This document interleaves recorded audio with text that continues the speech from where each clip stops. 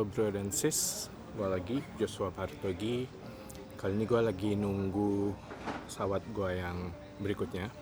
Dan gue mau curhat ke kalian tentang satu hal yang cukup mengganggu gue beberapa hari belakangan ini, yaitu tentang velocity. Jadi intinya gue dengan salah seorang Scrum Master ingin mengubah cara tim bekerja. Salah satu hal yang kita ingin ubah adalah cara kerja yang velocity driven. Bagi kalian yang nggak tahu apa itu velocity, bisa dibilang sih velocity ini sama ya dengan jumlah product backlog items atau jumlah pekerjaan yang selesai di akhir sprint. Cuman setiap pekerjaan itu ada bobot-bobotnya yang cukup umum di komunitas agile atau di industri. Bobot ini menggunakan deret Fibonacci dan angka-angka ini bisa disebut sebagai story points. Jadi di akhir sprint, total story points dari setiap product backlog items yang selesai di sprint tersebut dijumlahkan, dapatlah metrik bernama velocity. Gue sebenarnya agak kurang suka dengan metrik velocity. Kalau kalian tahu prinsip di belakang velocity ini, angka yang diberikan oleh engineers atau tim Scrum waktu mereka mengestimasi deret bilangan Fibonacci ini nggak ada hubungannya dengan jumlah jam atau jumlah hari gitu. Jadi misalnya satu poin itu belum tentu akan selesai dalam 1 jam atau 1 hari. Walaupun kebanyakan perusahaan prakteknya seperti itu. Jadi points ini adalah besaran atau tingkat kesulitan untuk mengerjakan product backlog items tersebut hingga selesai berdasarkan definisi selesai tim tersebut. Di episode kali ini, vlog kali ini gue nggak akan membahas tentang apa itu definition of done. Gue kebetulan sudah punya video tentang definition of done di channel gue yang satu lagi, Scrum Master in Black, kalau kalian pengen tahu apa itu definition of done. Jadi semua aspek seperti testing, menulis dokumentasi, integrasi, termasuk regression testing, UI UX design, itu ada di definition of done. Waktu tim memberikan estimasi points tersebut, bisa dibilang sebenarnya mereka menggunakan gut feeling atau pakai perasaan. Sebenarnya nggak ada yang salah dengan itu, karena dalam konteks software development, apa yang kita mau kerjakan tersebut sebenarnya belum ketahuan dengan jelas seberapa tingkat kesulitannya sampai kita mulai mengerjakan atau mulai mendevelop. Jadi story points ini sebenarnya adalah rekaan gut feelingnya dari anggota tim Scrum mengenai masing-masing produk backlog items tersebut. Jadi tingkat kemungkinannya tidak akurat itu tinggi. Dan story points pada awalnya digunakan hanya untuk internal tim. Cuman menariknya banyak perusahaan yang gue perhatikan mulai menggunakan story points sebagai performance appraisal atau sebagai indikator produktivitas tim, dan angka ini digunakan oleh manajemen, yang mana disitulah letak kesalahannya. Karena sebenarnya angka ini, story points ataupun velocity, ini adalah angka internalnya tim tersebut, supaya mereka bisa tahu pekerjaan yang mereka mau kerjakan dalam satu sprint tersebut cukup, jadi tidak kebanyakan. Karena kalau tim Scrum kerjaannya kebanyakan, berarti ada beberapa pekerjaan di sprint tersebut yang tidak selesai dan bisa jadi spill over atau carry over ke sprint berikutnya. Atau kalau di perusahaan yang cukup otoriter, ya timnya disuruh menyelesaikan semuanya gitu. Jadi nggak spill over, tapi dipaksa untuk menyelesaikan di sprint tersebut, ya timnya akhirnya jadinya lembur gitu kan. Tim Scrum yang bagus, dia akan berusaha untuk memastikan agar jumlah pekerjaan yang mereka ambil itu cukup. Jadi dari angka story points tersebut si timnya tahu apakah dia ngambil pekerjaan yang kebesaran. Kalau kebesaran dan dia ambil, bisa jadi spillover. Kalau kebesaran, supaya pekerjaannya tidak spillover ke sprint berikutnya, ya mereka akan slicing kecil-kecil. Ini misalnya yang satu produk backlog items, katakan kegedean gitu kan, mereka slice, mereka ambil sebagian yang sudah di slice ke sprint tersebut, sisanya mereka kerjakan di sprint berikutnya. Jadi bisa dibilang story points, velocity ini adalah angka untuk tim. Dan bisa dibilang velocity yang tinggi itu tidak menggambarkan timnya produktif juga, karena velocity ini bisa dibilang kayak tren dari sprint ke sprint. Artinya pekerjaan yang nilainya 13 poin di sprint 1 bisa jadi berbeda dengan pekerjaan yang nilainya 13 poin di sprint ke-50 gitu kan. Karena bisa jadi di sprint 50 si tim ini pemahamannya tentang pengembangan produk, ya kan, tentang teknologi yang mereka gunakan itu semakin berkembang. Jadi angka 13 poin ini contohnya itu tidak pernah sama nilainya, karena tergantung tingkat pemahaman tim. Dan tim seharusnya dari sprint ke sprint itu pemahamannya berkembang. Jadi ini adalah angka untuk internal tim. Apa akibatnya kalau velocity ini digunakan sebagai metrik performance appraisal atau sebagai metrik untuk mengukur produktivitas tim? Ya tentunya si timnya akan mencari cara untuk menggaming metrik ini, karena story points velocity adalah metrik yang paling, menurut gue, yang paling mudah untuk di gaming. Akhirnya apa? Ya manajemen juga tidak melihat metrik yang yang transparan gitu. Jadi metrik yang dilihat oleh manajemen pun metrik yang sudah dimanipulasi, karena perilaku orang itu sangat dipengaruhi oleh ukuran yang diberlakukan ke mereka. Jadi kalau mereka diukur berdasarkan velocity mereka dari sprint ke sprint, ya sudah, mereka akan mencari cara untuk gaming, dan bisa jadi dia tidak peduli dengan metrik yang sebenarnya harus jadi fokus utama tim maupun bisnis, yang mana itu adalah value dari produk. Nah, banyak manajer IT atau bahkan sampai ke pimpinan perusahaan pun, bahkan kadang dari pihak bisnis pun menggunakan velocity sebagai ukuran performa tim. Ini menurut gue ini ngawur banget ya, karena velocity yang tinggi itu tidak menjamin produknya itu akan sukses di pasar atau nilai produknya itu akan tinggi di pasar.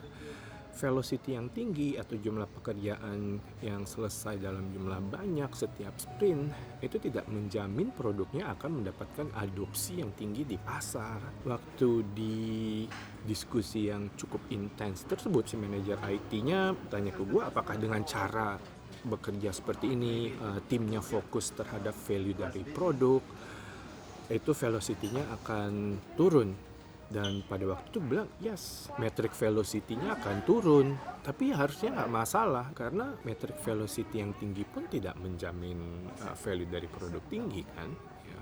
Dan untuk menghasilkan produk yang bernilai tinggi pun tidak harus selalu dengan mendeliver fitur yang banyak.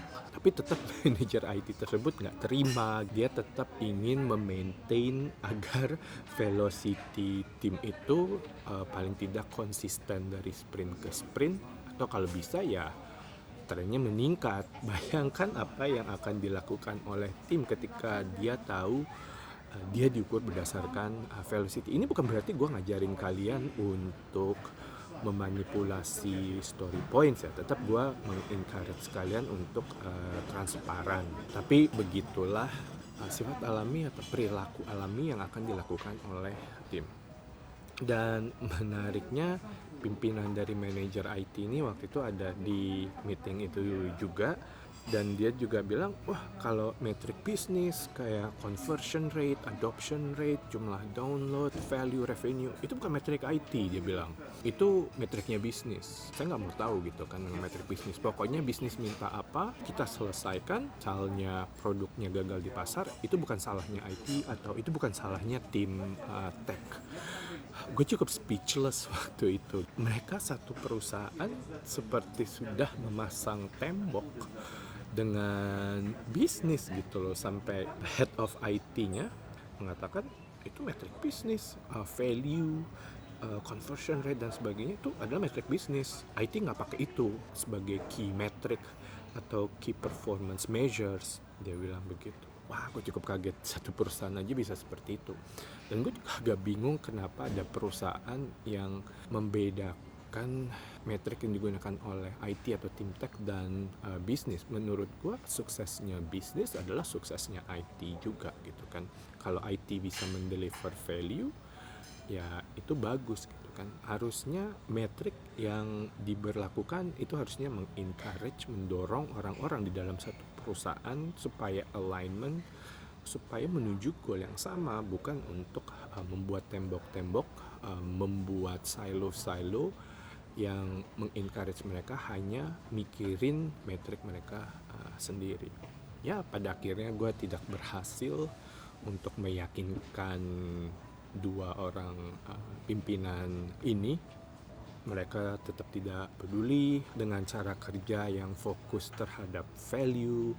Ya, sangat disayangkan banyak perusahaan yang masih menggunakan velocity sebagai key measures. Menurut gue ini adalah metrik internalnya tim, ya, bukan digunakan sebagai performance appraisal. Ketika ini digunakan oleh manajemen atau pihak-pihak di luar tim, ya ada tendensi, ada kemungkinan tim akan memanipulasi. Dua, velocity tidak menggambarkan keadaan bisnis yang sebenarnya. Kita bisa punya velocity yang tinggi atau mungkin velocity yang konsisten dari sprint ke sprint, tapi bisnisnya juga tidak membuat dampak apapun di pasar. Pengguna juga tidak merasa mendapatkan value dari produk atau fitur-fitur yang dideliver oleh tim. Ketiga, ya metric velocity ini sangat mudah untuk di gaming, ya karena metric velocity ini ya bisa dibilang seperti gue bilang tadi, ya perasaan atau gut feelingnya tim mengenai seberapa sulit untuk melakukan fitur-fitur atau produk backlog item tersebut. Mungkin kalian bertanya, okay, velocity is not a good metric. Kita harusnya mengukur value. Dan kalau kalian lihat sendiri ya, di Scrum Guide tidak ada disebut velocity. Kata velocity itu tidak muncul sekalipun di dalam Scrum Guide. Jadi bisa dibilang velocity ini bukan part of Scrum. Terus kalau dia bukan part of Scrum, kenapa banyak tim Scrum yang menggunakan velocity? Asal mulanya sebenarnya velocity digunakan oleh tim extreme programming.